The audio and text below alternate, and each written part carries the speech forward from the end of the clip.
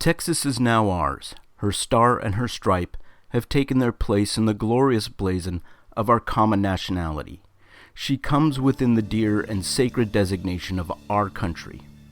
Other nations have undertaken to intrude themselves, hampering our power, limiting our greatness, and checking the fulfillment of our manifest destiny to overspread the continent allotted by Providence for the free development of our yearly multiplying millions. California will next fall away from Mexico. Imbecile and distracted, Mexico never can exert any real governmental authority over such a country.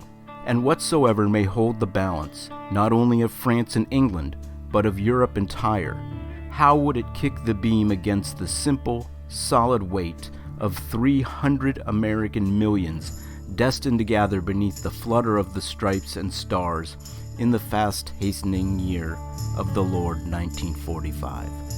This is the end, beautiful friend. Greetings, kittens. Welcome to the Podcast of Doom, the podcast devoted to epic failure analysis. I'm your host, David Appleson. Today we will examine the fate of the Donner Party. Formed around two families, the Donners and the Reeds, a group of pioneer immigrants headed out of Springfield, Illinois in 1846, in what at that time had been the northwest of the United States, headed for California, a shimmering, fertile land on the Pacific coast. The Donners and the Reeds planned to settle there, build great homesteads, and profit from the land, adding to the wealth they had already accumulated in Illinois. They would be joined by others. Other families also headed west, single men with valued skills looking to make their own fortunes in the New World, and eventually the indigenous guides who knew their way around these unmapped areas. With a copy of the Emigrant's Guide to Oregon and California in hand, with its promise of a shortcut that would knock 350 to 400 miles off their journey, and a promise by the author of that guide to meet them at this shortcut, they felt well prepared for the trip. But the cutoff would turn out to be a false promise, and the wagon train of 80-plus people would get bogged down in the Sierra Nevada mountains when an early season snowstorm blew in. That opening you heard earlier came from an editorial written in the United States Magazine and Democratic Review in 1845 titled Annexation by John O'Sullivan. It was the first credited use of the phrase manifest destiny. Although it was not a universal feeling among all Americans at that time, it summed up the feeling of a great number of Americans, particularly those who might profit by such emigration, conquest, and annexation. Almost since its inception as a British colony on another continent, Americans have felt the desire to expand westward, to inhabit new lands, and to enrich those lands culturally, technologically, and perhaps religiously in the name of progress. Such expansion was one of the driving reasons why America has been called the land of opportunity. But before that idea could be associated with business opportunities and plentiful jobs, it was first associated with the establishment of homesteads on the frontier, whether that frontier was at the western edges of the nation's borders, on land that was contested with other nations like Great Britain or Mexico, or as was the case with all settlement in the Americas, on land already occupied by indigenous peoples who lived there since time immemorial. That was the case when the Donners and Reeds decided to move west from their homes in Illinois. Neither family was doing poorly financially. That was also the case with most other families heading west, since it required a sizable investment to buy the covered wagons, ox teams, food for both humans and animals, and still pay the teamsters to drive the oxen. The allure of claiming free land, and the U.S. government was offering it for free, was too tempting for many people at that time, no matter how comfortably they were living.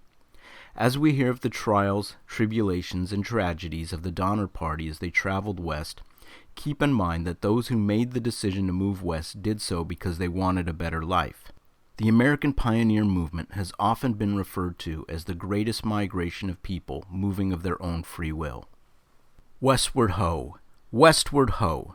Who wants to go to California without it costing them anything? Come, boys, you can have as much land as you want without costing you anything. The government of California gives large tracts of land to persons who move there. The first suitable persons who apply will be engaged.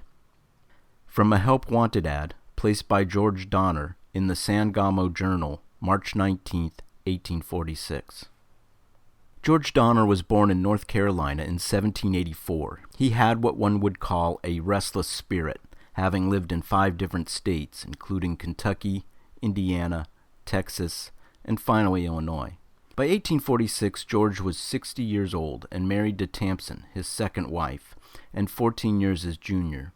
They had 5 children, 3 of their own, Frances, age 6, Georgia, age 4, and Eliza, age 3, as well as 2 children from his previous marriage, Elitha, age 14, and Leanna, age 12. George also had a younger brother, Jacob, who shared his passion to start a new life out west. He was married to Elizabeth, and the couple had 7 children, with 2 from a prior marriage. George was already living prosperously as a farmer in Springfield, but promises of free land and sunnier weather in California were too good to let pass by. A neighbor of Donner's, James Reed, was also entranced by the allure of free land in California. Reed was an immigrant from Ireland with Polish ancestry. His given name was Reednowski. He was 45 years old and ran a successful mill and furniture-making business. He also may have run up some debts, making a move out west very fortuitous. Reed was known for putting on aristocratic airs. He was married to Margaret, 13 years his junior, and they had 4 children, 13-year-old Virginia from another marriage, Martha Jane Patty, age 8, James, age 5, and Thomas, age 3, as well as Margaret's mother, 70-year-old Sarah Keyes. The Donners and the Reeds also hired a number of people to assist in the journey: teamsters to drive the oxen, handymen to fix the wagons as these would often break down, and for the Reeds a family cook. On April 16, 1846, the 2 Donner families and the Reed family, as well as all the hired help, packed up their wagons in Springfield. Their first objective was Independence, Missouri, on the western edge of that state, and at that time on the western edge of the United States. Everything west of Independence was mostly unsettled territory. Their ultimate goal was the Sacramento Valley in California, where John Sutter had established an outpost. Sutter, a Swiss-German immigrant who had traveled throughout the New World, was given a land grant from the government of Mexico. On this land he established a farm, mill, fort, and trading post. He even had his own army composed mostly of members of the local Miwok tribe. He was actively encouraging homesteaders to come to the Sacramento Valley, which he hoped would turn into an agricultural utopia, and also to prosper by selling these farmers supplies. In 2 years, gold would be discovered on the lands near his mill, bringing a flood of immigrants to the state. The Reeds and Donners had spent several months preparing for the trip. Virginia Reed, James Reed's teenage daughter, kept a diary throughout the journey. "Our wagons are made to order," she wrote, "that they might be strong and suitable for the trip." The primary vehicle for such a trip was the covered wagon, the Winnebago of its time. The wagons were constructed of wood, with wooden wheels and a canvas covering. The type employed by the Donners and Reeds were towed by a team of 6 oxen. Some of these wagons were as much as 18 feet long, while being only 4 feet wide, and could carry as much as 6 tons or 5,400 kilograms of cargo. James Reed brought along a personal wagon of his own design, which he called his Pioneer Palace Car. It had doors on the side with a portable set of stairs. There were extensions over the wheels to add extra space, and there was a wood stove with a chimney that poked through the canvas roof to provide heat. It had beds built into it and even had a second-story loft for more sleeping area.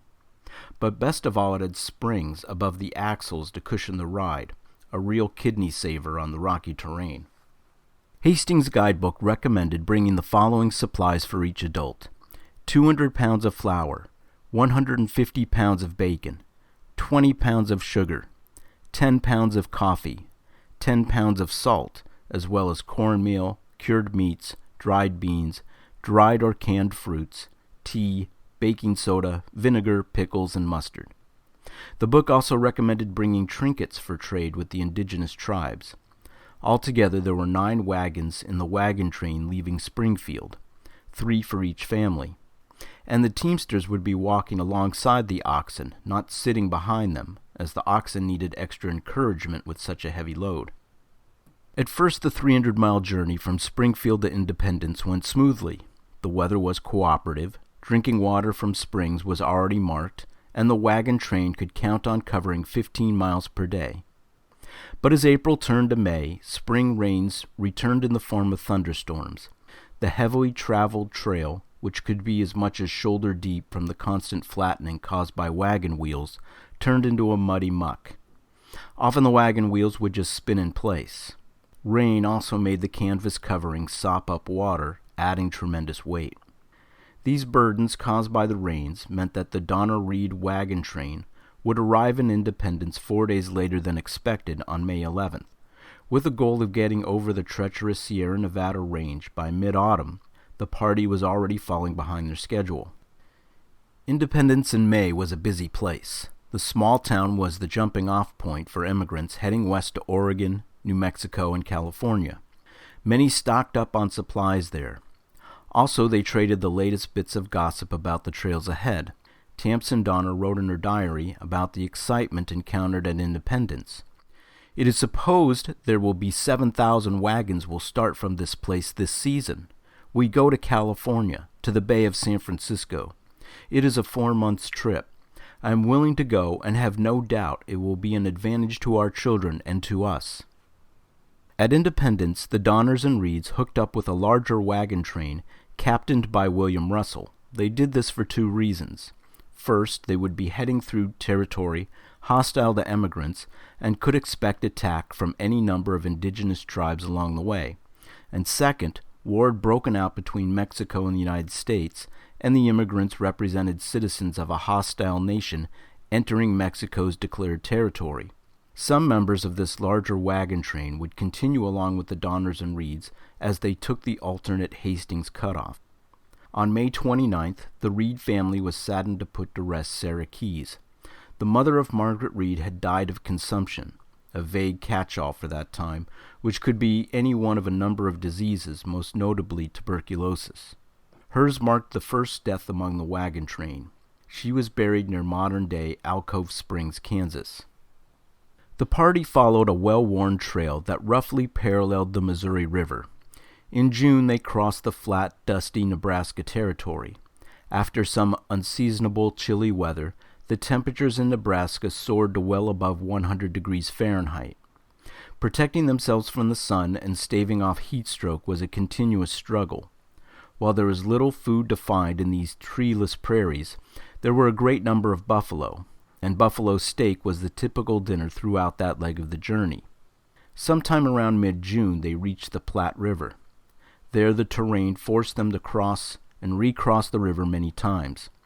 With each crossing, the men would have to swim the oxen across the river and re-grease and reset the wagon wheels, costing them a considerable amount of time. Later in Nebraska, they would pass the natural landmark called Chimney Rock, a column of rock that rises 300 feet above the prairie and can be seen from miles away. On June 16th, Tamsen Donner wrote a letter that appeared a month later in the Springfield Journal, in which she recorded, "We are now on the Platte, 200 miles from Fort Laramie, Wyoming. Wood is now very scarce, but buffalo chips are excellent. They kindle quick and retain heat surprisingly. We feel no fear of Indians. Our cattle graze quietly around our encampment unmolested. Indeed, if I do not experience something far worse than I have yet done, I shall say the trouble is all in getting started. Our wagons have not needed much repair, and I cannot yet tell in what respects they could be improved. Our preparations for the journey might have been in some respects bettered. However, I never could have believed we could have traveled so far with little difficulty. The prairie between the Blue and Platte rivers is beautiful beyond description. Never have I seen so varied a country, so suitable for cultivation. The Indians frequently come to us, and the chiefs of a tribe joined us for breakfast at our tent this morning. All are so friendly that I cannot help feeling sympathy and friendship for them." Within a few weeks, the wagon train had made it to Fort Laramie, arriving sometime around the 4th of July. Fort Laramie was a fur trading outpost. There the Donners and Reeds met some frontiersmen returning from California. One of them was James Climan, a well-known Western explorer. Having discussed their intentions with him, Climan warned the travelers to avoid the shortcut recommended by Hastings. "I told Reed to take the regular wagon train and never leave it," Climan recounted later. "It is barely possible to get through if you follow it, and maybe impossible if you don't. I told him about the Great Desert and the roughness of the Sierra, and that a straight route might turn out to be impractical, especially for covered wagons." But James Reed brushed off his warning. We can't be certain why. Reed would have known Climan from their previous experience fighting together in the Black Hawk War. Reed may have appreciated that Hastings was a self-made professional like himself. He admired that Hastings had actually published a book on the subject of travel to California and Oregon, while Climan had not. But the prospect of reducing the journey by 350 to 400 miles, thus saving weeks, may have been the most tantalizing reason for Reed to encourage the wagon train to take the Hastings cutoff. In Wyoming, they encountered a band of Sioux. At first, the tribe members appeared aggressive, and the people in the wagon train made an effort of displaying their guns. But as they got closer, they could see that they were friendly. It seems they were admiring Virginia's pony. It was a breed they hadn't seen before. Several attempts were made to offer trade for the pony, but Virginia and her father wouldn't allow it. Eventually, the Sioux rode away. Sometime during the trek through Nebraska and Wyoming, the group took on more families and individuals. The Breens had 9 family members: Patrick, age 51, his wife Peggy, age 36, and their 7 children ranging in age from teenagers to an infant. The Breens were originally from Ireland and were well educated as a family. William and Eleanor Eddy were a young couple with 2 children. William was a professional carriage maker and excelled at wagon repairs. Levina Murphy was a 36-year-old widow with 7 children, which included 2 teenage daughters, married and with their own families, the Pikes and Fosters. Levina was a recent convert to Mormonism and was admired by the other women for her toughness and for being the head of such a large clan. The Kesebergs and Wolfingers were new arrivals from Germany. Like the Donners and Reeds, the Kesebergs and Wolfingers were relatively wealthy. Sadly, the primary trait recorded about Louis Keseberg was that he repeatedly beat his wife, and that made James Reed particularly upset with him. Considering how important the detour at the Hastings cutoff turned out to be for those in the Donner Party, it is amazing how little information was available regarding the shortcut at that time. Lansford Hastings promoted the cutoff as his own discovery, but even that was a lie. He had never taken the route as part of a wagon train. The Immigrant's Guide to Oregon and California has 13 chapters, but only 2 chapters discuss advice on traveling. The rest are Hastings' ramblings about his experiences in the West and descriptions of the scenery there. This was all he had to say about his cutoff. The most direct route for the California immigrants would be to leave the Oregon route, about 200 miles east from Fort Hall, then bearing west-southwest to the Salt Lake, and thence continuing down to the Bay of San Francisco. There is no mention of the Wasatch Mountain Range, the Great Salt Lake Desert, the Sierra Nevada Mountain Range, or rejoining the main California Trail in Nevada. Hastings had great ambitions. He saw himself as the Sam Houston of California. Houston founded and led the Republic of Texas, becoming its first governor after U.S. annexation. Although Hastings was no Houston, he did manage to convince hundreds of emigrants to travel west. But by the time most of the pioneers got to the cutoff 200 miles east of Fort Hall, they had decided to just continue on with the main wagon trains rather than risk the new route. But James Reed felt differently, and he was a headstrong man. Fort Hall is in modern-day Idaho, and the split in the trail for the Hastings cutoff is in the present state of Wyoming. The Donner Party had a relatively easy time getting past the summit of the Rocky Mountains, as the trail was well used and not particularly steep. They arrived at Sandy River, Wyoming on a hot summer day on July 20th.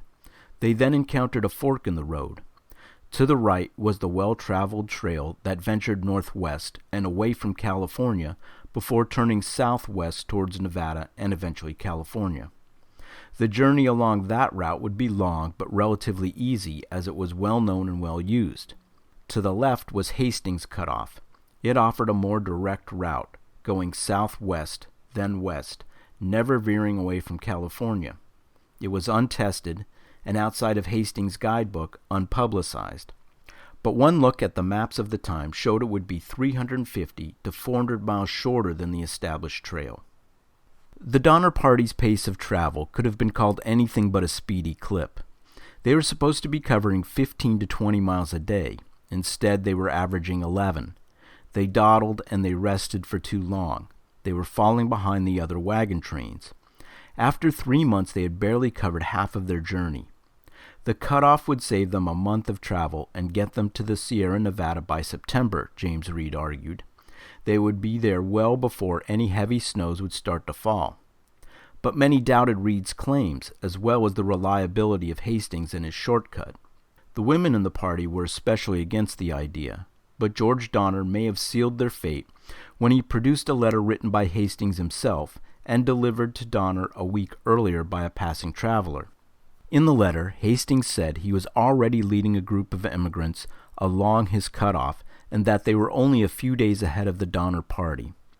Hastings said he would backtrack to Fort Bridger, the last outpost until California, and personally escort Donner and his fellow travelers through the entirety of the shortcut. The group took a vote. Well, at least the adult men over the age of 14 took a vote. If the women had voted, there probably wouldn't be much to this story. The majority of males in the Donner Party voted for the cutoff, Hastings' letter probably being the clincher. Only one person, Hiram Miller, refused to go along with the vote, and instead he continued on with the main wagon train to Fort Hall. They next voted on a leader, and much to James Reed's disappointment, they chose George Donner, perhaps because of the Hastings letter. It's one of those be careful what you wish for instances. Had Reed been elected leader, this episode would have been entitled The Reed Party Tragedy, and the Reeds would have been connected to tales of cannibalism, starvation, betrayal, and disastrous decision-making.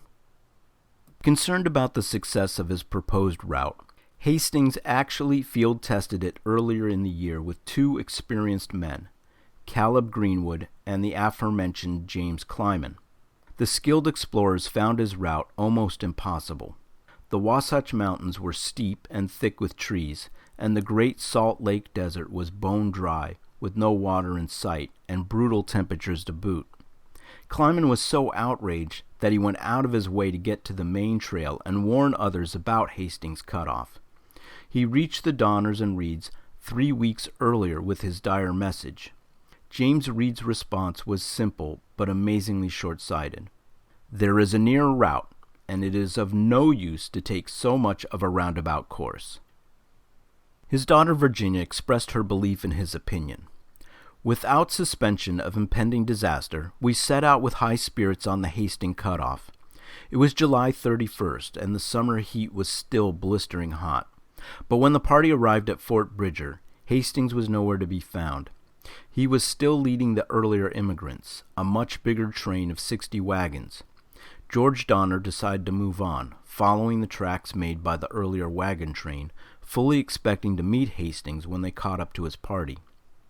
They spent several days at Fort Bridger, stocking up on supplies, washing their clothes, and making needed repairs to the wagons.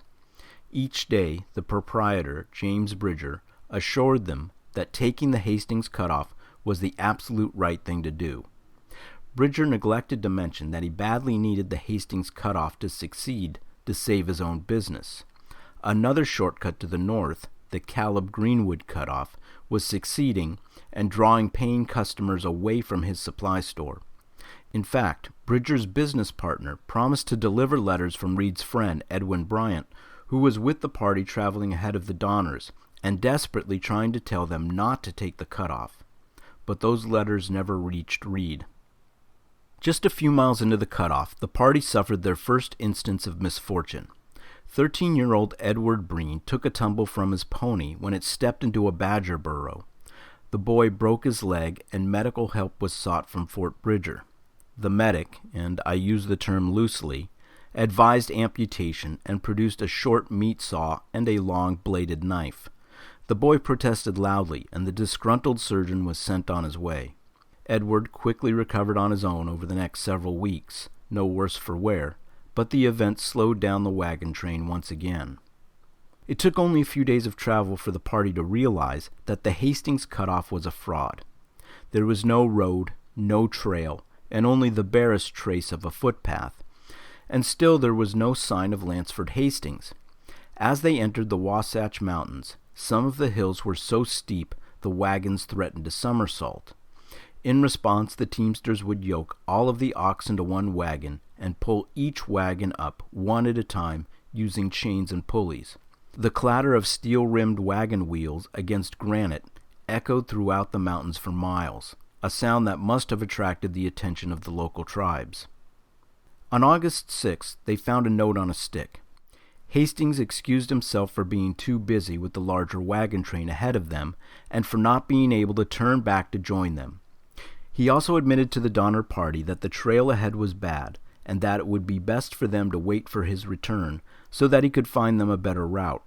The party was now located at Weber Canyon, which James Reed described as walls, narrow precipices on either side of a river. They had no choice but to completely disassemble their wagons and lower them over the cliffs piece by piece and reassemble them at the bottom of the cliff. They repeated this procedure over and over again. Furious, James Reed rode off with William Pike and Charles Stanton on their horses in order to catch up to Hastings and demand some answers. A few days later, Reed met Hastings along the trail. Hastings refused to turn around. He had made promises to the larger wagon train, but he assured Reed that he and the others with him had suffered just as the Donner Party had, passing through Weber Canyon. Hastings pointed out an alternate route, but by this time Reed was in no mood to take him at his word. Leaving Stanton and Pike behind with Hastings' party, Reed blazed his own trail back, and the Donner Party would follow this trail to the site where Reed met Hastings. They continued their slow pace, spending hours pushing boulders out of their path, clearing thickets and slashing through brush. All the while their muscles were aching, their energy was plummeting, food supplies were dwindling, and anger was simmering. William Graves complained that James Reed gave all of the orders, but did none of the work. In late August, Virginia Reed wrote, "Finally, we have reached the end of the canyon. Worn with travel and greatly discouraged, we reached the shore of the Great Salt Lake." They had been expecting rolling grasslands and flowing clean rivers. Instead, what greeted them was mile after mile of desert salt flats. "So far, the shortcut had taken us an entire month instead of a week," Virginia wrote, "and our cattle are not fit to cross the desert." A few days later, they were surprised to find Stanton and Pike. Both men were close to death from thirst and hunger, but with rest they recovered and helped navigate the path ahead. On August 25th, Luke Halloran, a young bachelor that the party picked up at Little Sandy River, died of consumption. Tamsen Donner helped bury him in the Wasatch. It would be another bad omen. You may not be that familiar with the Salt Lake Desert, but if you are a fan of land speed records, you would have heard of the Bonneville Flats, which lies within the desert. It is a perfect place for setting speed records, as it is flat for miles and miles with no trees or any other natural features. The Donner Party prepared themselves as best they could for this desert crossing, collecting grass for the oxen and water for themselves and the oxen. Oxen, by the way, consume about 20 gallons of water a day each, so at 8 pounds per gallon, the weight adds up quickly. Their estimate was that the desert trek would be 40 miles long and it would take 3 to 4 days to complete. Tamsen Donner had been collecting scraps of written paper along the trail, and when pieced together she could make it out as another note from Lansford Hastings. 2 days, 2 nights, the notes read. Hard driving, cross, desert, reach water. That sounded better than 3 or 4 days, but given their wagon capacities and the condition of their oxen, the best they could do was to prepare for just 2 days. The party was prepared for the blistering hot days, and even the frigid windy nights, as the desert did not hold the day's heat. They even walked beside their oxen just to lighten their load. However, what they did not prepare for was that the salt flats were full of alkali, and of course salt. Alkali is corrosive. It gets into the skin and burns. The travelers described the feeling as akin to being rolled in fire. For the oxygen doing all the work, it was even worse, and slowly they began dropping from thirst and exhaustion. Also, the dusty surface of the flats produced a constant cloud, which made visibility beyond 10 feet difficult. And of course, the promise of 2 days and 2 nights now seemed like a sick joke as their slog continued on. The climb up a mountain offered no relief from heat or dryness. At the far end of the desert, they came to a sink, or an underground lake. There the wagon wheels and oxen got stuck in the muck, and the going went even slower. The Reeds, with all their cargo, were bringing up the rear of the wagon train. James Reed, with his notorious short fuse, now followed a familiar pattern when faced with frustrating delays. He abandoned the others, hopped on his horse, and explored the terrain ahead. What he discovered was a lot of dead and dying oxen who had been unyoked by the Hastings wagon train ahead of theirs. If a covered wagon was the Winnebago of the pioneer trails, the oxen were the engine for that RV. The last thing you wanted to do in the desert was lose your engine. After 30 miles of riding, Reed discovered a spring of water. The trip took him about 8 hours. On the return, he shouted words of encouragement to the others in the wagon train. I can only wonder what they shouted back at him. But once back, Reed found a scene of devastation. His teamsters had unhitched the oxen in order to feed them, and in the few minutes they were left unattended, they scattered off into the desert in search of water, leaving only 2 oxen and 1 cow. They were stranded. Virginia Reed wrote, "Towards night the situation became desperate, and we only had a few drops of water left. Another night there meant death. We must set out on foot and reach some of the other wagons. Dragging ourselves for 10 miles, we reached the wagon of Jacob Donner. Their family was all asleep, so we lay down on the ground, and the bitter wind swept over us, chilling us through and through. When we complained, Papa placed all 5 of our dogs around us." Jacob Donner and his family took on the Reeds, but James Reed was forced to leave 2 of his wagons behind. That probably included his luxurious Pioneer Palace car. Some of the furniture they were bringing along for their new life in California had to be left behind. Such valuables were buried in the desert to prevent thieving, which the pioneers referred to as caching. The idea being that at an opportune time they would come back to retrieve their valuables. But more often than not, these were found and removed by others. You can almost hear her sadness when Virginia wrote, "We left the poor old wagon on the plains as a monument to past comfort. The looking-glass was not even cracked." The trek through the salt flats took a physical and emotional toll on the Donner Party.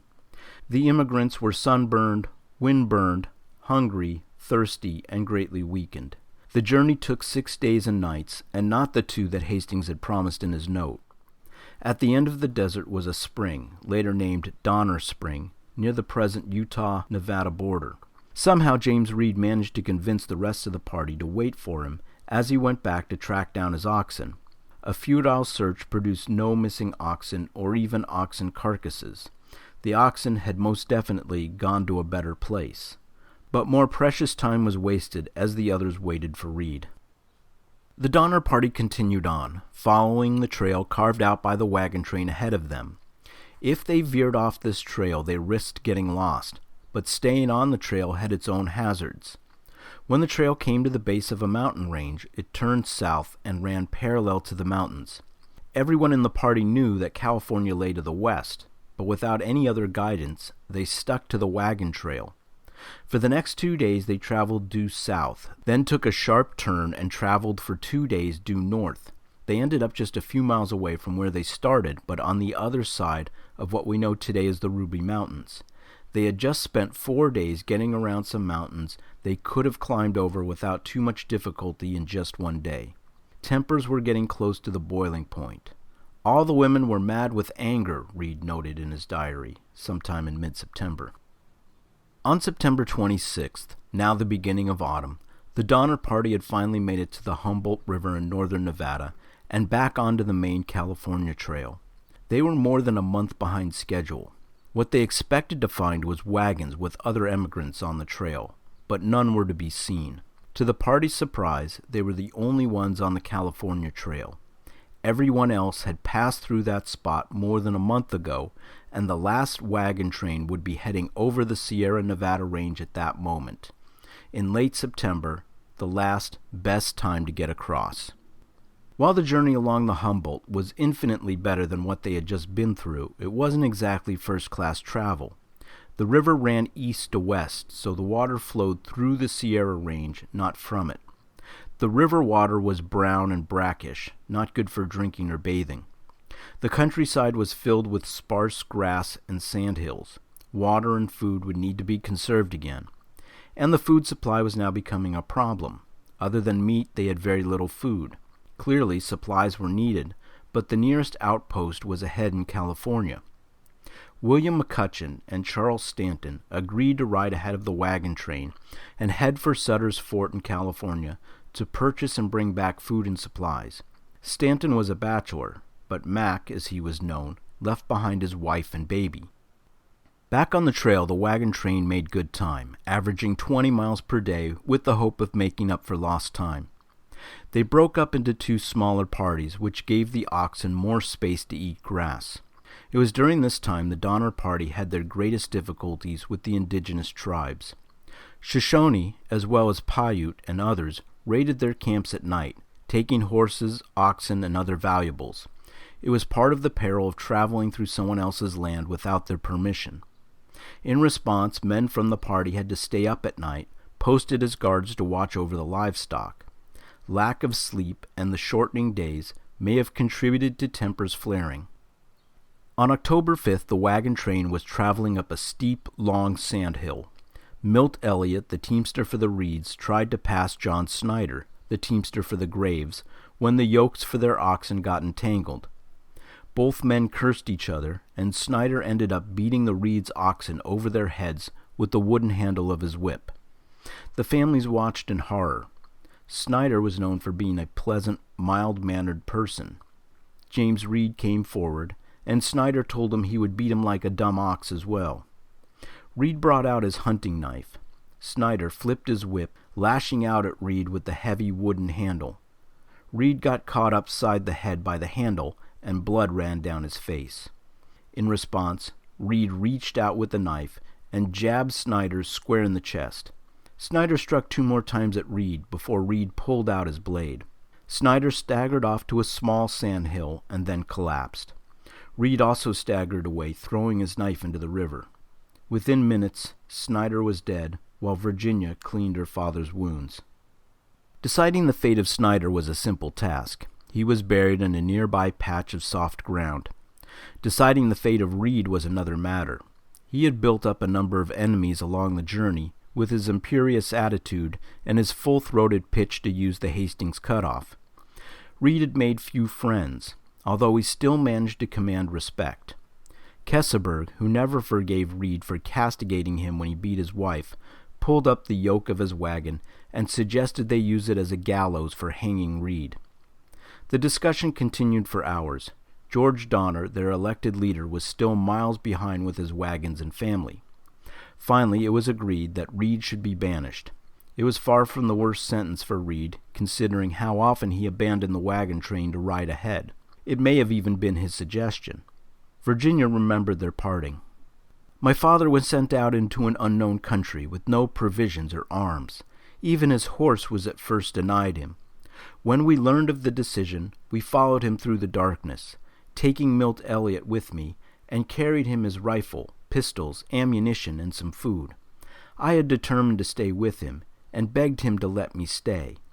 But he placed me in charge of Elliott, who started back to camp with me, and Papa was left alone." Reed left behind paper notes for his daughter Virginia, but eventually there were fewer and fewer notes to be found until those disappeared altogether. Virginia feared the worst. George Donner may have been the nominal leader of the party, but James Reed was the most forceful personality. The wagon train continued on. The group informed Margaret Reed that they were leaving her wagon behind as well as a few others to lighten the load on the oxen. The Reeds were forced to ride on the Graves wagon. The Donners, now moving at a good clip, caught up with the rest of the party. They reported the sight of a corpse from the Hastings party. The man had been killed by the Paiute, buried by Hastings' party, and then dug up again by the Paiute and left on the trail as a warning to others crossing through Paiute land. On October 9th, the Kesebergs abandoned a member from their wagon, who we only know by the last name of Hardcoop. He was a Belgian immigrant who had been sick for quite some time, meaning he wasn't contributing to the hard work of getting to California, and he was in constant need of care and attention. When the others demanded Louis Keseberg to go back and retrieve Hardcoop, Keseberg told them, "My wife and 2 children come first. He can walk like the rest of us," which of course he couldn't. Instead, William Eddy went back for Hardcoop, but he found no trace of him. It was a horrible thought to many to abandon a fellow traveler or to leave his corpse exposed. On October 12th, they arrived at the Humboldt Sink, a dry lake bed where the river terminated somewhere beneath the soil. This desert has been traveled on by other immigrants and was known to be only 40 miles long, or about 24 hours of travel. It was also known as a place where many parties lost their wagons in the powdery sand. Once again, the immigrants were tormented by alkali. They passed through a graveyard of discarded items left behind by the wagon trains before them: stoves, kettles, pots and pans, coffee grinders, violins, and even roller skates, which give you an idea of their optimism. The Donner Party endured more hardship in this stretch of land known as the 40-mile desert. William Eddy lost his wagon and almost all of his oxen to a Paiute raid. He and his wife were forced to walk through the desert carrying their 2 infants. The oxen were the first to detect the outer limits of the desert when they perked up to the smell of water. While the desert ended, it turned out the water was from a sulfur spring, which smelled horribly like rotten eggs. To conceal the taste, they mixed the water with coffee grounds. It was during this time that the murdered body of Mr. Wolfinger was found. He had been killed by one of the local tribes, or oft by his companions, as it was known he was traveling with a large quantity of money and jewels. And there was another tense argument, this time between William Eddy, who had lost just about everything in the 40-mile desert, and Patrick Breen, who had 7 children. Eddy demanded water from Breen for his thirsting infants.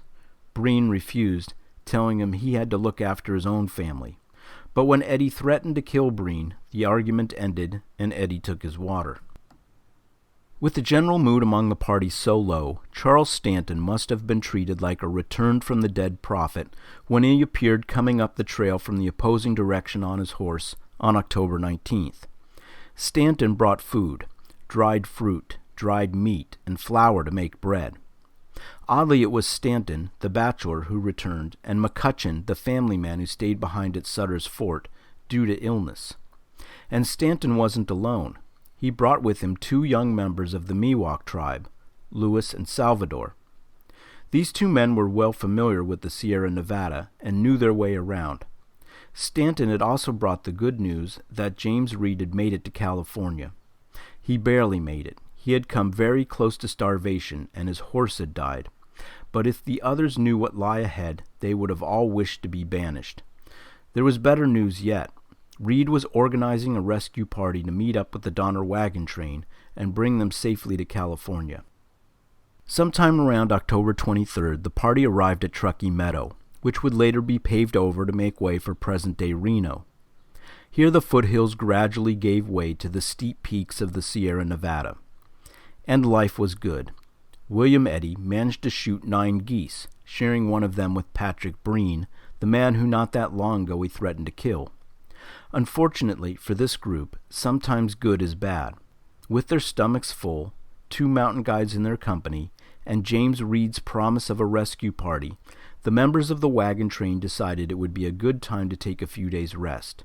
After all, the climb up the Sierra Nevada would be long and arduous. It made sense to be well rested. In fact, Charles Stanton even recommended a rest. The oxen needed to be at full strength, and they shouldn't expect to find much grass on the trip up. Everyone at Sutter's Fort had told him the real snows don't arrive until mid-November. On October 25th, the party resumed their trek. but they were delayed when William Pike's gun discharged as he was handing it to his brother-in-law. The bullet hit Pike in the back, and within minutes he was dead. He was only 25, and he left behind a wife and 2 young children. His death hit the group hard. They spent the day burying him, and just as the first dirt was thrown over his body, the raindrops began to fall. The climb upwards began first at a slight rise, but then much steeper. It was only 50 miles to the summit, but it would be slow going all the way. There are 500 peaks in the Sierra Nevada that are at least 12,000 feet high, or 3,700 meters. The pass they intended to go over was at 7,000 feet, but moist storms driving east from the Pacific could turn any snowfall into a blizzard. The Paiute described the mountains as rock upon rock and snow upon snow. They encountered their first snowdrifts in the foothills, just a few inches, but as they rose higher in elevation, the snowdrifts got deeper and less likely to melt when the freezing temperatures passed.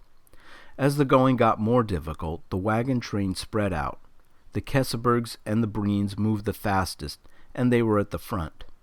The Reeds and Charles Stanton were with the group in the middle, and the Donners, as usual, brought up the rear. On the night of October 31st, the first group reached Truckee Lake, just 1/4 of a mile below that crucial pass they needed to reach before heading downhill. The snow was already 2 to 5 feet deep on the ground, and the summit was shrouded in clouds. There was no telling how deep the snow would be at the pass. With darkness already upon them, Stanton led the way to a nearby cabin that had been built the year before by snowbound pioneers. They pitched their tents outside the cabin with the intention of making an early start the next morning.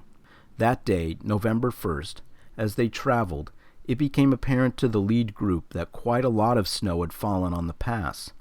But then the fog around the summit had become so thick that they soon lost sight of the trail and were forced to turn back. The Breens were the first to make it back to the morning's campsite, and they laid claim to the cabin. The Breens met up with the Reeds, who were the first family from the second group to arrive. They brought bad news. George Donner, who was bringing up the rear of the wagon train, broke an axle on his wagon, and in the process of fixing it, badly gashed his hand. He lost a lot of blood, but also his hand injury was so severe that he was essentially one-handed for the next several weeks. The day of November 2nd, they witnessed pounding rains, and the hope that this would melt all the snow on the mountains. November 3rd brought bright, glorious sunshine, and the first clear view of the summit in days. But the rain had not melted the snow. Virginia Reed wrote, "All trails and roads were covered in snow, and our only guide was the summit, which it seemed we would never reach.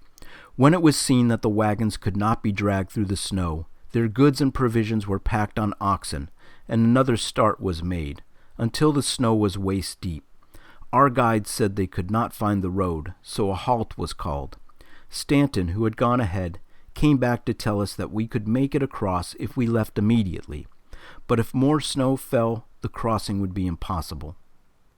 Another start was made with their provisions packed upon the oxen, but with the snow up to their waists, the simple act of walking was an ordeal. Stanton and the guides risked their lives to clear a trail, but no one would budge. Instead, the emigrants put down their gear and made preparations for a campfire. Stanton was furious. Lewis and Salvador pointed to the evening moon. It had a bright ring around it, formed in the clouds above. They indicated this was a certain sign that more snow was on the way.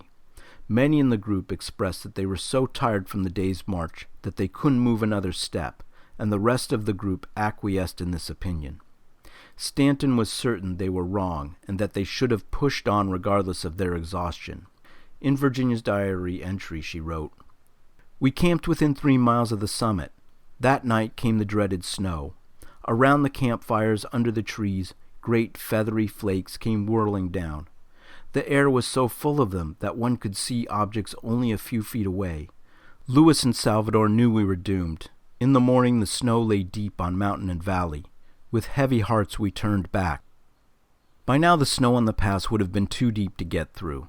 The party must have regretted their many delays at Truckee Meadow, Humboldt Sink, Fort Bridger, Weber Canyon, the decision to listen to Lansford Hastings, and the others advocating to use his shortcut. If they had attempted the climb to the summit just one day earlier, the worst of the trek would have been over. They only had these words to contemplate from Hastings' guidebook. Unless you pass over the mountains in early fall, you are very liable to be detained by impassable mountains of snow until next spring, or perhaps forever. The group now turned back to Truckee Lake. Certainly not all hope was lost. James Reed had promised to send a rescue party, and they still had Stanton, who had experience getting through the pass, and Lewis and Salvador, who knew the area well. Perhaps it was just a matter of waiting the snow out. At worst, the snows would eventually stop, and they could at least return to Truckee Meadow, where conditions were much better. The Breens took the first cabin, which was 16 by 20 feet and had a chimney and a fireplace. The Kesebergs erected a lean-to, meaning they built 3 walls of a cabin and used the Breens' cabin site as their 4th wall. The others were forced to build complete cabins using whatever materials they could find by the lake. They set their cabins far apart, with the closest cabins a half-mile away from each other. The Reeds, their hired help, Charles Stanton, and Lewis and Salvador, split up one cabin with the Graves family. Another cabin was built against a granite boulder, using the boulder as the 4th wall. The Murphys, Pikes, Fosters, and Eddies stayed in this cabin. This sadly was the end of the line for the oxen, who had worked hard, given and suffered so much throughout the whole journey. They were butchered. Their hides were used as the roofs for the cabins, and every other part was either cooked or frozen. Each family carefully hoarded their oxen parts as well as other supplies. The survival of the Donner Party would not be a communal effort. The Reeds, who were cash-rich but oxen-poor, found themselves in very hard times. They made many promises to pay double for oxen once they made it safely to California. But not everyone was willing to sell. Water was plentiful from the lake, or melted from the snow which was all around. Firewood was also abundant, as long as one could get to the trees, as the growing snowdrifts were making that ever more difficult. The Donners, it turned out, never made it to Truckee Lake. Slowed down by George's injury, they got as far as Alder Creek, 6 miles back of Truckee Lake. There were now 81 people snowbound at Truckee Lake and Alder Creek, 25 men, 16 women, and 41 children. The supply of ox meat and flour would only last for so long, and then there was really nothing. In late November, 22 of them would make another attempt at the summit, only to turn back when they saw no way through the pass. On December 16th, 15 of the hardiest made a determined effort to locate help or die trying. The group was mostly young and mostly single. Franklin Graves, who had grown up in snowy Vermont, crafted together snowshoes for them, using whatever materials were available. William Eddy, Patrick Dolan, Stanton, Lewis, and Salvador were part of the group. They referred to themselves as the Snowshoers, but they would later be known as the Forlorn Hope Expedition. By this time, the daily fare for most of the party was oxhide soup, which is about as tasty as it sounds. The hide was cut into strips, and the hair was burned off. Then the leathery skin was boiled for hours before being left to cool. The result was a jelly-like pot of glue that just about everyone found inedible, although the Breens reportedly were okay with it. You might be wondering why there weren't more sources of food in the forest. True, there were bears, deer, foxes, and coyotes. But the bears were in hibernation, and that made them difficult to locate. The foxes and coyotes moved too quickly to be shot, and the deer had all migrated to lower elevations.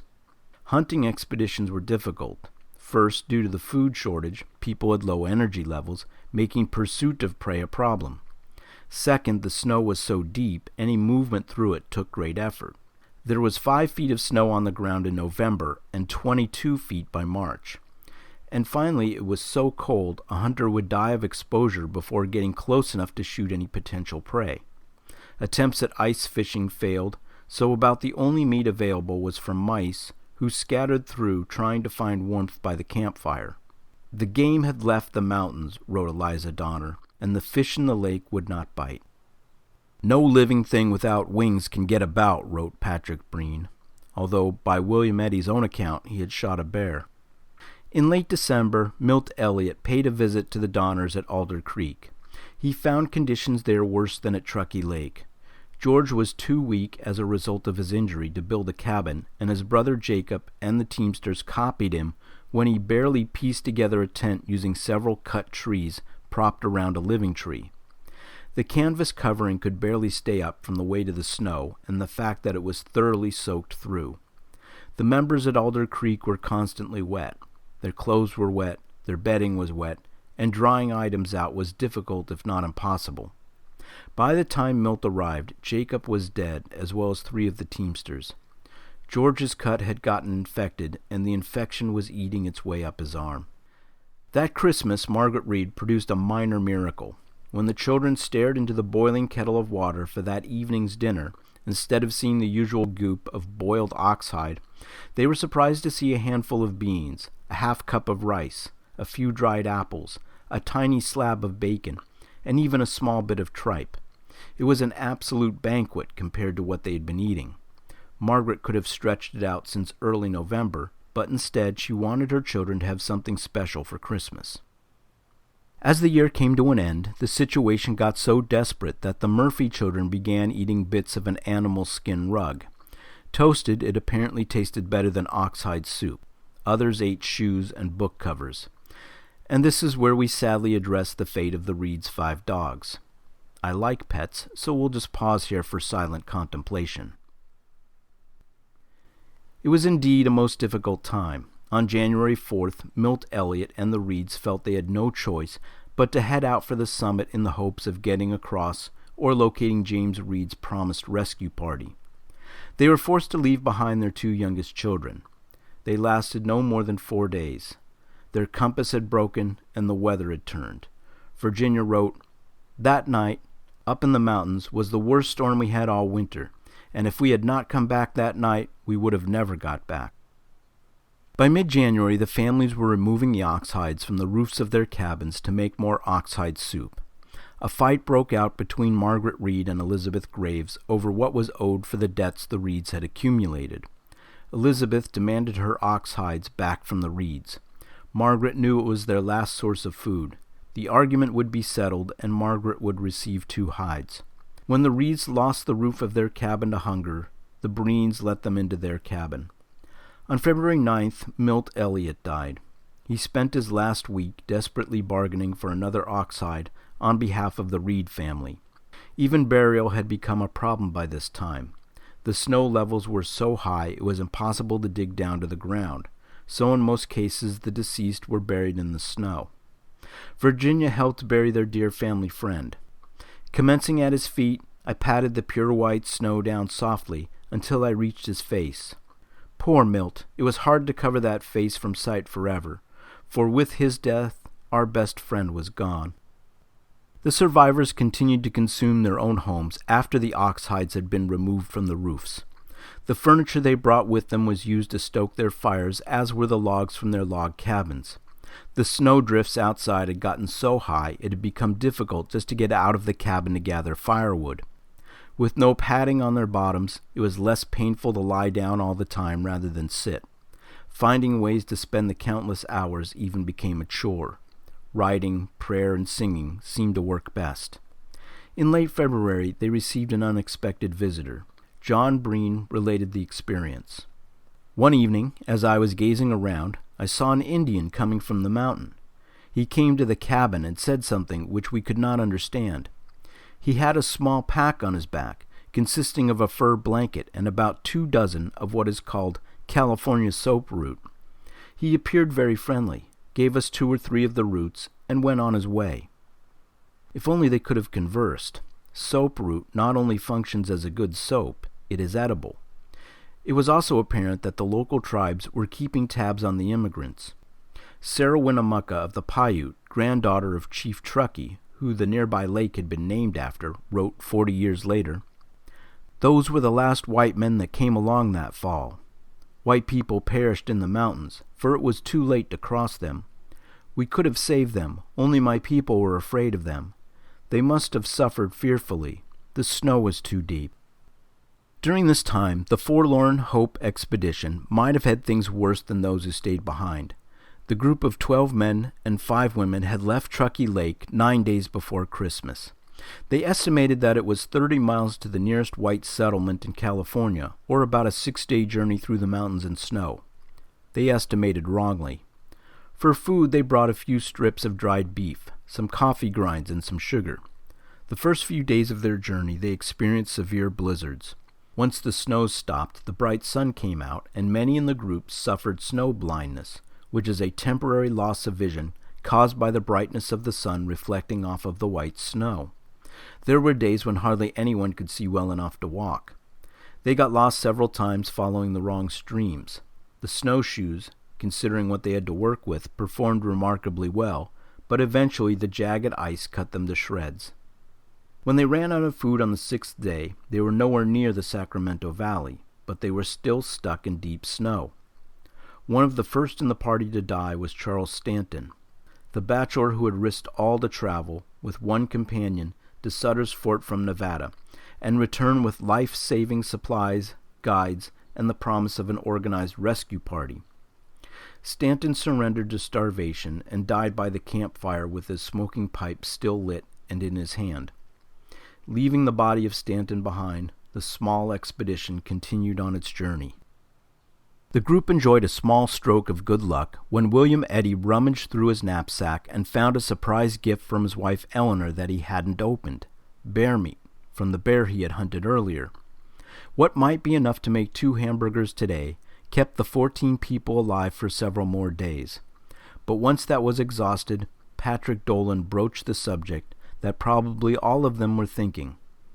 The only edible food for miles was the party of forlorn hope. Even the wind seemed to hold its breath, wrote Mary Ann Graves, as the suggestion by Dolan was made that were one to die, the rest might live. The next question was, do they wait for someone to die naturally, risking the lives of others, or do they act immediately, sacrificing one who was still alive? Dolan suggested drawing lots, while William Eddy suggested a duel. Eventually, the group decided to risk letting nature take its course.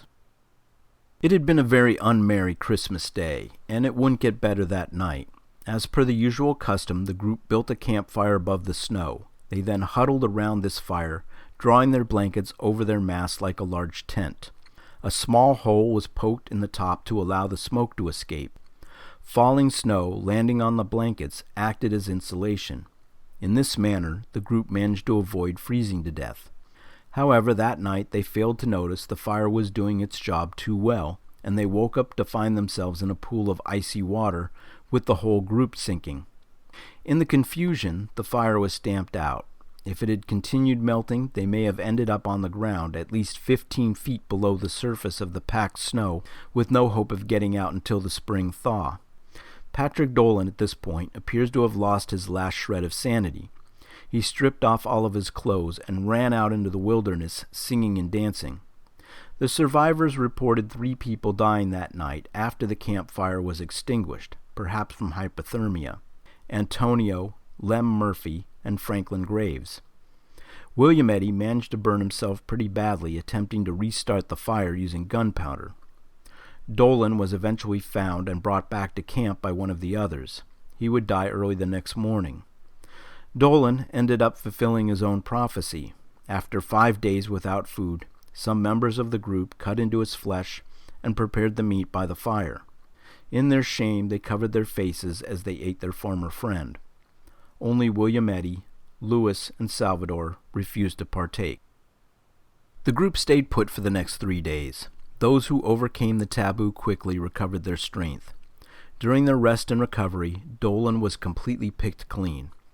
As it was still considered taboo to eat your own kin, the bodies of the other 3 deceased people were identified, and the party of forlorn hope was at least spared that indignity. The new food source lasted the group about 1 week. For the next 3 days they went hungry. William Foster suggested it was time that they killed Lewis and Salvador so that they would have more food. Now there may have been an unbiased reason that Foster would single out the 2 hired guides. He may have been disappointed that for all their expertise they could not guide the group out of the mountains. But we also have to note that in all the written accounts of the incident, Lewis and Salvador are almost always referred to as the Indians, That otherness had been apparent on their first meeting when Stanton returned from Fort Sutter. Regardless of Foster's reason, William Eddy immediately jumped to the defense of their two guides, reminding the group that they had previously considered killing one of the group to feed the others and considered such an act uncivilized. But Eddy took no chances. He let Lewis and Salvador know about Foster's suggestion, and the pair immediately ran away. Over the next few days, it is possible that Eddy may have successfully killed a deer. What is clear is that a few days following William Foster's suggestion, the group was once again starving. The unfortunate Lewis and Salvador couldn't have made it too far, as the group ran into them not long after they ran off. They were both freezing and starving and close to death. Foster wasted no time on this occasion. He shot both of them against their protests and prepared the meat for himself and two others. The remainder of the group refused to partake. Shortly after, J. Fosdick died, and the group again had a supply of food. Staggering along on frost-bitten feet that were little more than bloody stumps, with the others trailing behind him, William Eddy managed to half-walk and half-crawl to a small Miwok encampment on January 12, 1847. The Miwok members promptly fled at the sight of him and the other members of the Forlorn Hope. When they returned, the Miwok fed the survivors acorns, grass, and pine nuts. The Miwok then guided Eddy to a settlement of white immigrants in the Bear Valley, 30 miles west of where they started. After 33 days of wandering in the wilderness, the Forlorn Hope group had barely managed to travel a mile a day. Without visible markers, they may have been walking in circles. Of the original 17, only 6 survived, including only 2 men, Eddy and Foster. Eddy then wrote a letter that was delivered to Fort Sutter. After the news reached Fort Sutter, 2 rescue parties were immediately organized. James Reed had been trying to organize a rescue party since he got there, but the massive amounts of snow were daunting, along with the fact that most of the young men in the area had headed south to fight in the Mexican-American War. It was a difficult time to gather men for a search effort. In fact, Reed needed to fight in the Battle of Santa Clara to help end the war more quickly and raise his esteem in the eyes of potential rescuers. While this was going on, Reed also managed to file 3 land claims, including 2 with forged signatures. An acquaintance from Illinois, Aquila Glover, led the first rescue party, leaving Sutter's Fort on January 31st. However, 3 of the 10 members of that team turned around stating that no amount of money could compensate them for slogging through 20 feet of snow with 75-pound packs on their backs. After 3 weeks on the trail, they finally caught sight of the Donner Party. Perched atop the summit, they could make out smoke rising from some of the cabins. When the rescuers arrived, the camp appeared empty. At sunset, we crossed Truckee Lake on the ice, and we raised a loud hello, recalled Daniel Rhodes. Slowly, the members of the Donner Party emerged from their cabins and holes in the snow. Not accustomed to the bright sun, they turned their faces away from the light. They were gaunt with famine, reported Rhodes, and I can never forget the horrible, ghastly sight they presented. The first woman that Rhodes met spoke in a hollow, disoriented voice. "Are you men from California, or do you come from heaven?" The rescuers actually had to guard their own food supplies to keep the people from gorging themselves to death. They even stole the buckskin strings from our snowshoes and ate them, reported one rescuer. The rescued kept pressing the rescuers for information on the Forlorn Hope Party, but Glover instructed all of his team to keep their fate a secret. They didn't need to know about the frostbite, deaths, and cannibalism just prior to going over the summit themselves. Reason Tucker, an acquaintance of Franklin Graves, hiked to the Donner tents at Alder Creek. He met there the teenager Jean-Baptiste Trudeau, who was probing snowdrifts with a stick. Trudeau told Tucker that if he couldn't find a forgotten oxen to thaw, the Donners would be forced to eat the dead, and he hinted it wouldn't have been the first time. Evidence suggests that Jacob Donner and Samuel Shoemaker were consumed by their surviving Donners. The next mention of cannibalism at Truckee Lake was in Patrick Breen's diary. Mrs. Murphy said here yesterday that she thought she would commence on Milt and eat him. I don't think that she has done so yet. It is distressing.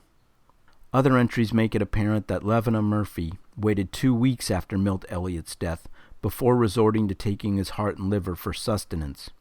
Efforts were made to identify the bodies so that no one would have to eat a relative. Not everyone could leave with the first party. Glover had hidden stores of food along the trail for the return trip, but it wouldn't be nearly enough for 40 people. The Reeds were among the first to leave, and Margaret was told she could expect to meet up with James as his party was only a few days behind. The Breens sent 2 of their sons. They, more than any other family, had managed to survive the ordeal as the best fed. Tamsin and Betsy Donner stayed behind to look after George, whose arm infection had only gotten worse. He was barely clinging to life. On February 22nd, Glover led 7 adults and 16 children to the summit. 3-year-old Tommy Reed had too much difficulty walking through the deep snow. His mother was too weak, and the others wouldn't or couldn't carry him. Patty Reed took her smaller brother back to the lake, where the Breens agreed to take care of the 2 of them, but only after a great deal of bargaining.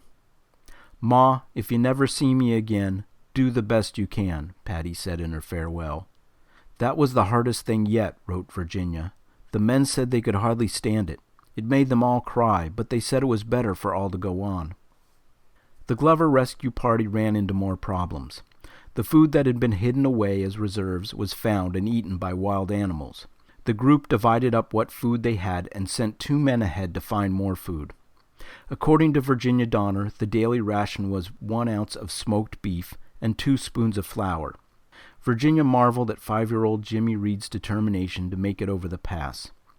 James walked the whole way over the mountain in snow up to his waist. Poor little fellow. He would have to place his knee on the hill of snow between each step of the snowshoes and climb over. He was too small to reach from one step to the other. On their 6th day, the Glover party met up with the James Reed party, heading toward Truckee Lake. "Is Mrs. Reed with you? Tell her Mr. Reed is here," said James. It was an emotional moment. Virginia wrote, "My mother dropped on the snow. I started to run to meet him, but I kept falling down. Finally, I was folded in my dear father's arms once more."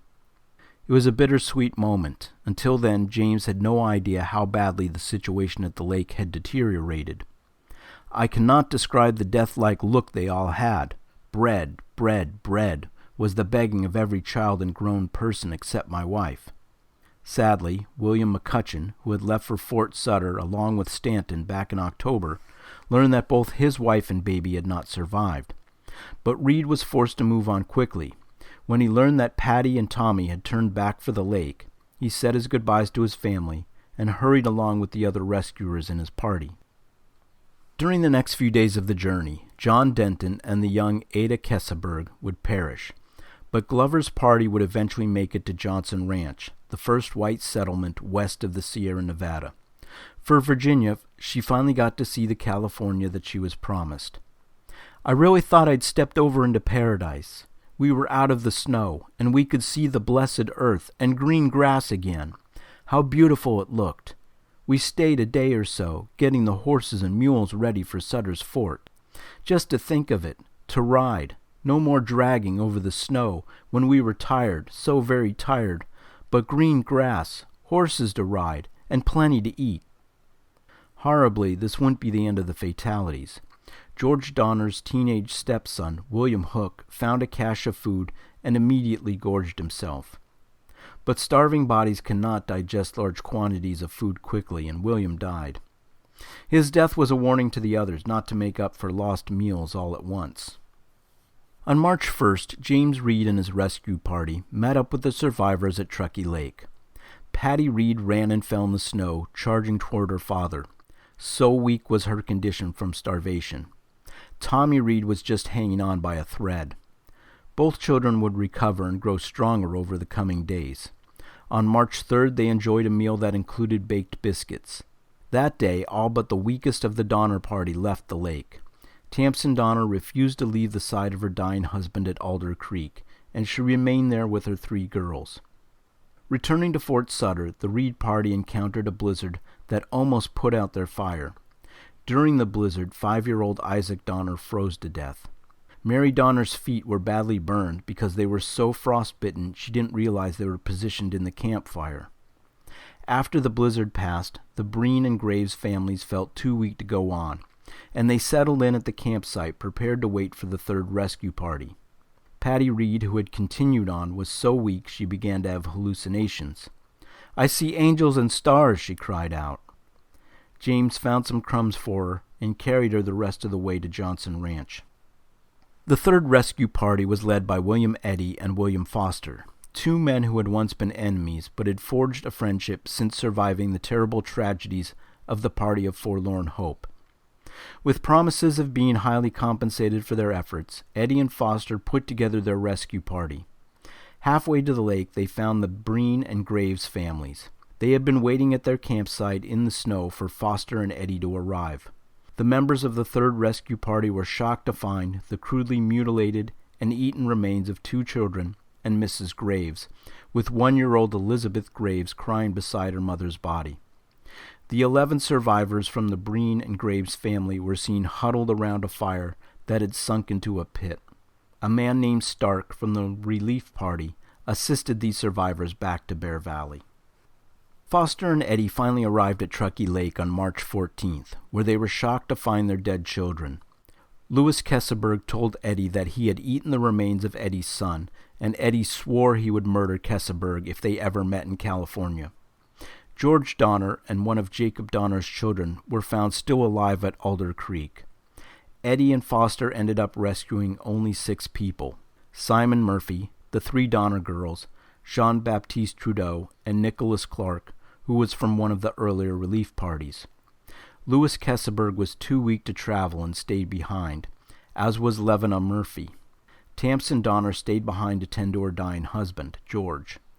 He died the day after the third rescue party left. Levina died a few days later. Tamsen Donner died sometime shortly after that. Her body was never found. She had kept a diary, but no trace of it has ever been located.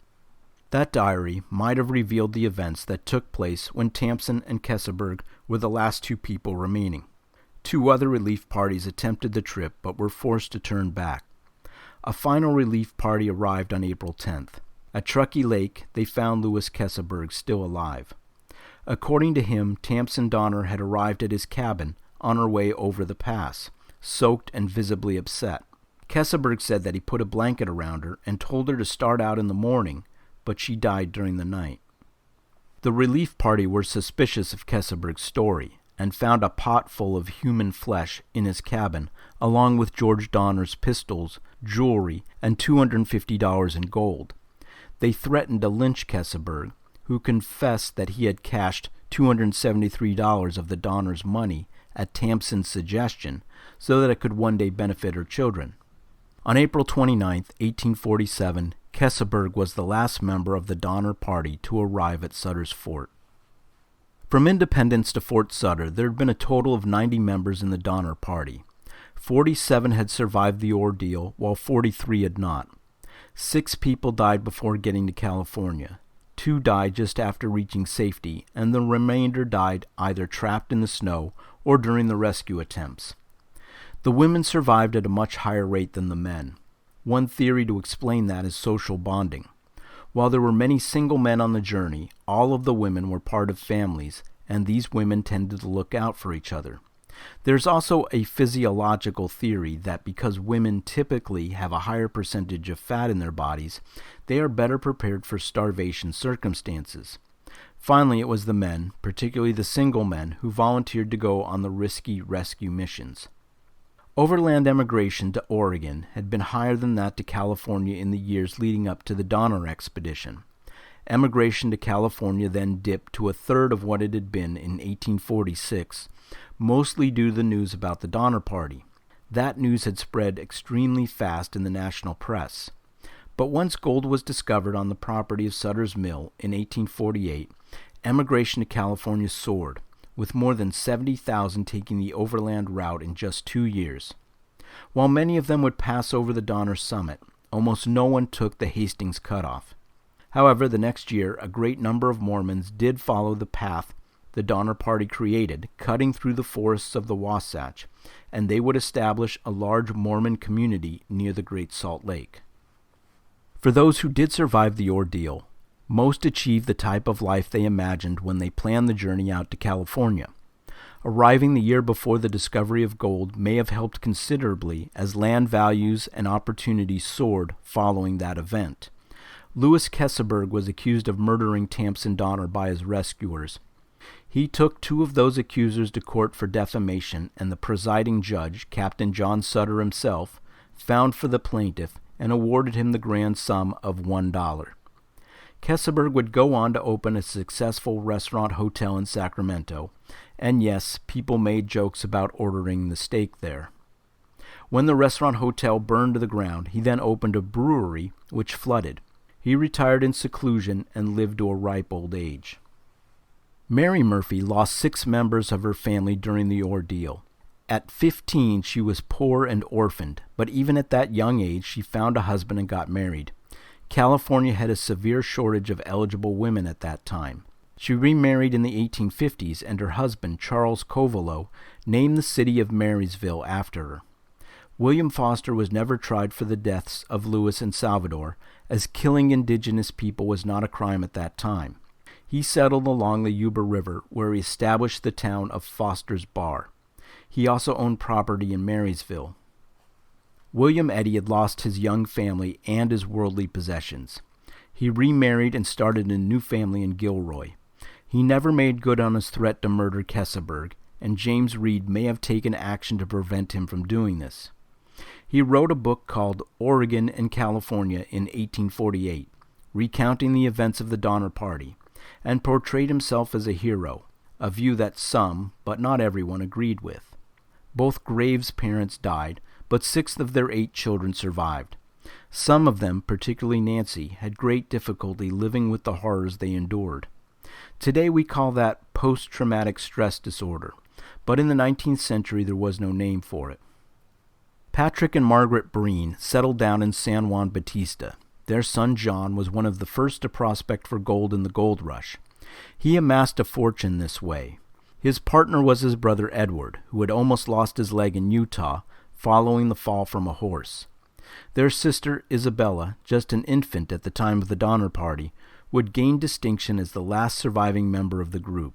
She lived to be 90, dying just a few years before World War II broke out. The Donner children lost both parents and were left orphaned. The Reeds adopted George's daughter Frances and Jacob's daughter Mary. Georgia and Eliza were adopted by a Swiss couple who settled down near Fort Sutter. The younger children were absorbed into the families of the teenage daughters, Leanna and Elitha, who both married young. Eliza went on to marry the U.S. Senator for California. She wrote a book called The Expedition of the Donner Party and Its Tragic Fate, although she was only 3 years old at the time. Not all of the survivors were happy that she wrote the book. Both Reed parents survived, and within a short time Margaret and the children were fully recovered.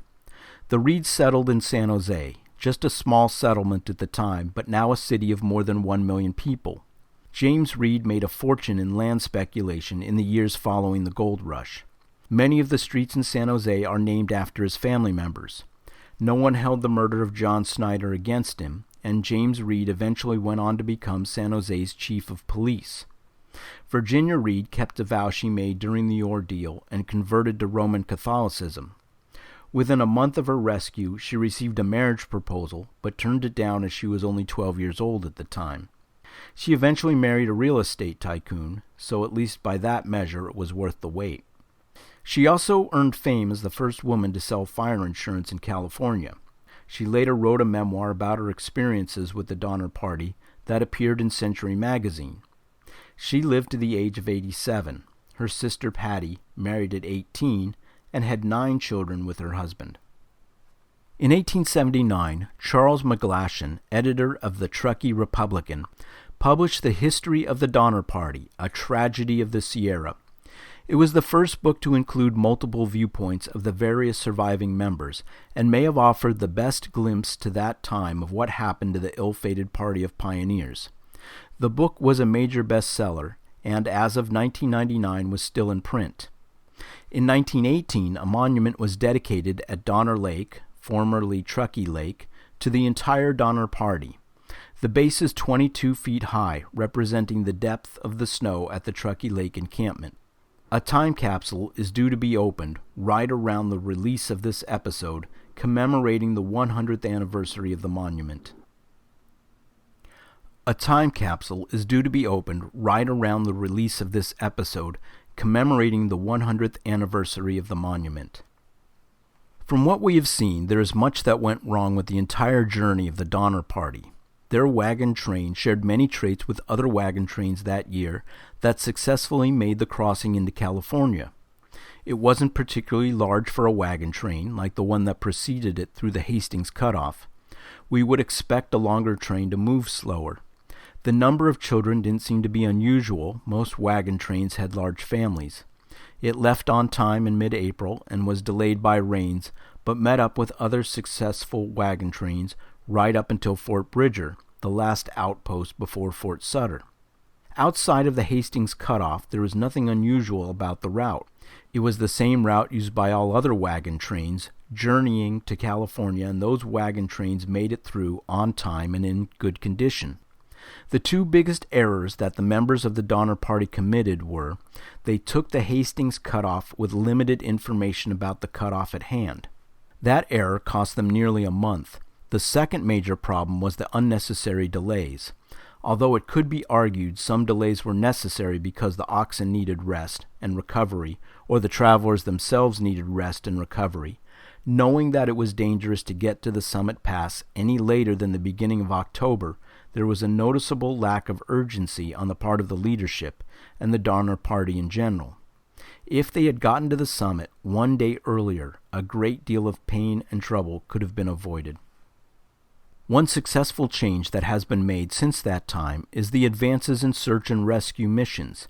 Today's missions to find missing, lost, or stranded people includes helicopters, planes, ground vehicles built for hazardous terrain, on-the-spot medics and medical crews, satellites, flares, the ability to drop food, first aid, and other supplies, and of course cell phones, which saves innumerable people every year. In comparison, the Donner rescuers put themselves in pretty much the same danger as the rescued. They had difficulty bringing sufficient food, clothing, and even transport, considering they could only take so many horses with them. They didn't even have enough resources to rescue or feed everyone at Truckee Lake when they arrived. People starving to death and forced into cannibalism were told they would have to wait for the next rescue party.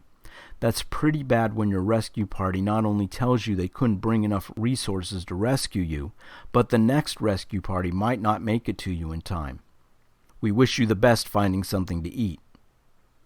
I don't recommend getting lost or stranded, but at least you know things have improved greatly since the days of the Donner Party. Thank you for joining me for the Podcast of Doom. Please feel free to comment regarding your thoughts by emailing me at podcastofdoom@aol.com or visit me at www.thepodcastofdoom.com.